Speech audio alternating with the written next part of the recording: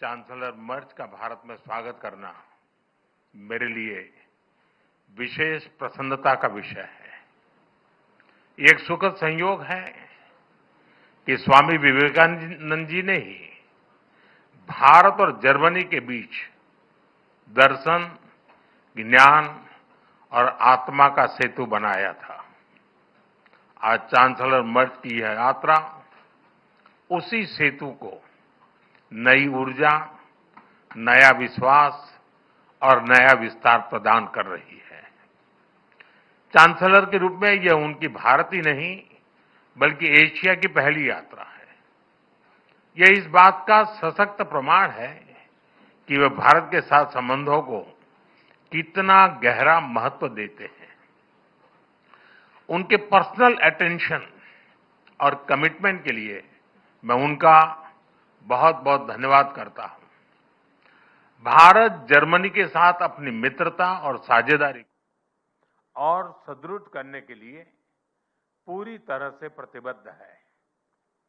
गुजरात में हम कहते हैं, आवकारो मीठो आपजे रे, यानी स्नेह और आत्मीयता से स्वागत करना।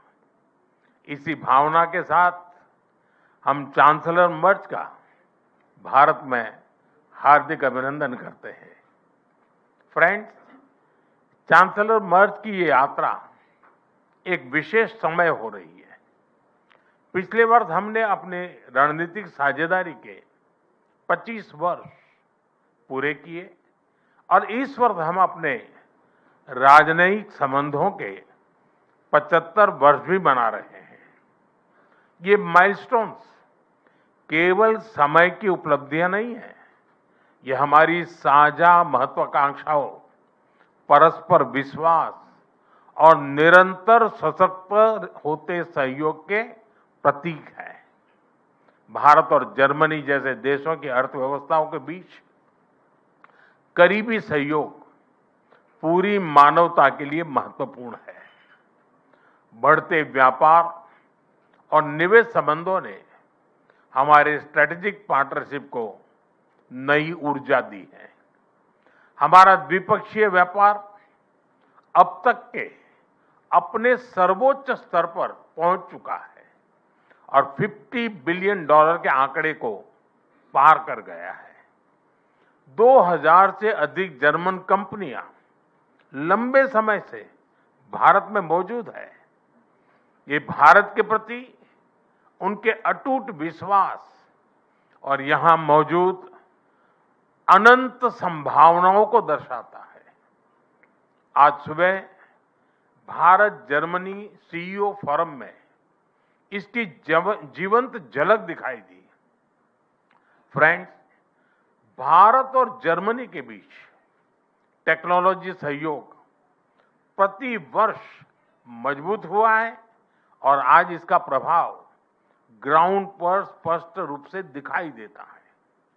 रिन्यूएबल एनर्जी के क्षेत्र में भारत और जर्मनी की प्राथमिकताएं समान है। इसमें सहयोग को बढ़ाने के लिए हमने India Germany centre of excellence स्थापित करने का निर्णय लिया है। ये नॉलेज, टेक्नोलॉजी एंड इनोवेशन का साझा मंच बनेगा। हम क्लाइमेट, एनर्जी, अर्बन डेवलपमेंट और अर्बन मोबिलिटी जैसे क्षेत्रों में मिलकर नई परियोजनाओं को आगे बढ़ा रहे हैं। ग्रीन हाइड्रोजन में दोनों देशों की कंपनियों का नया मेगा प्रोजेक्ट भविष्य की ऊर्जा के लिए एक गेम चेंजर साबित होगा।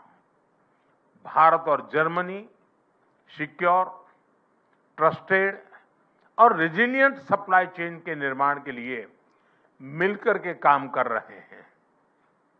इन सभी विषयों पर आज किए जा रहे एमओयू से हमारे सहयोग को नई गति और मजबूती मिलेगी। फ्रेंड्स, रक्षा और सुरक्षा में बढ़ता सहयोग हमारे आपसी भरोसे और साझी सोच का प्रतीक है।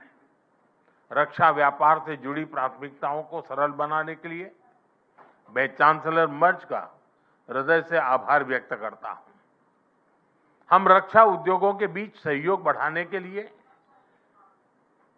एक रोडमैप उस पर भी काम करेंगे, जिससे को डेवलपमेंट और को प्रोडक्शन के नए अवसर खुलेंगे। फ्रेंड्स, भारत और जर्मनी के बीच ऐतिहासिक और गहरे पीपल टू पीपल टाइज हैं। रविंद्रनाथ टैगोर की रचनाओं ने जर्मनी के बौद्धिक जगत को नई दृष्टि दी। स्वामी विवेकानंद की विचारधारा ने जर्मनी सहित पूरे यूरोप को प्रेरित किया और मैडम कामा ने जर्मनी में पहली बार भारत की आजादी का ध्वज फहराकर हमारी स्वतंत्रता की आकांक्षाओं को वैश्विक पहचान दी। आज हम इस ऐतिहासिक जुड़ाव को आधुनिक साझेदारी का रूप दे रहे हैं। माइग्रेशन, मोबिलिटी और स्किलिंग बढ़ाने पर विशेष बल दिया गया है। भारत की टैलेंटेड युवा शक्ति जर्मनी की अर्थव्यवस्था में महत्वपूर्ण योगदान दे रही है। आज ग्लोबल स्किल्स पार्टनरशिप पर जारी जॉइंट डिक्लेरेशन ऑफ इंटेंट इसी भरोसे का प्रतीक है। इससे खास तौर पर हेल्थ केयर प्रोफेशनल्स की आवाजाही आसान होगी। आज हमने खेलों के क्षेत्र में भी सहयोग को आगे बढ़ाने के लिए ठोस कदम उठाए हैं। यह युवाओं को जोड़ने का एक प्रभावी माध्यम बनेगा।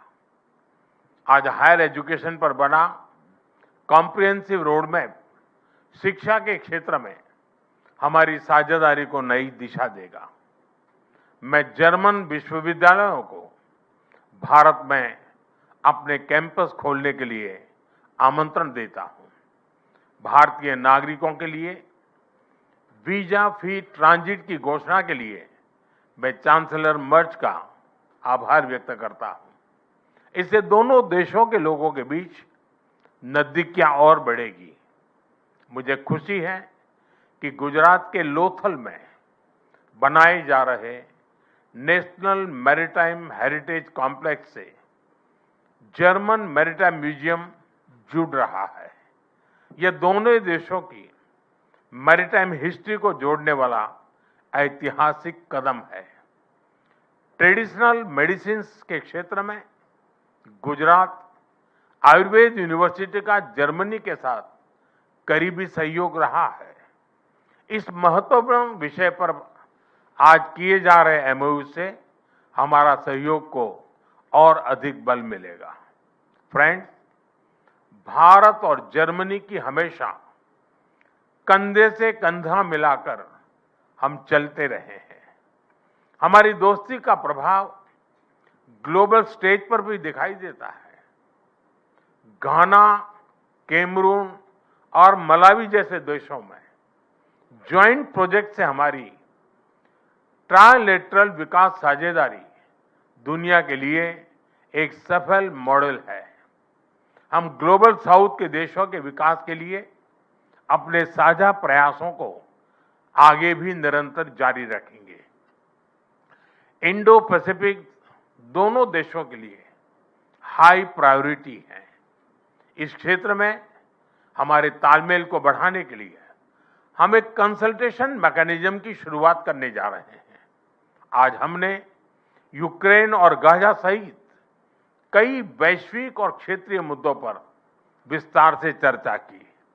भारत सभी समस्याओं और विवादों के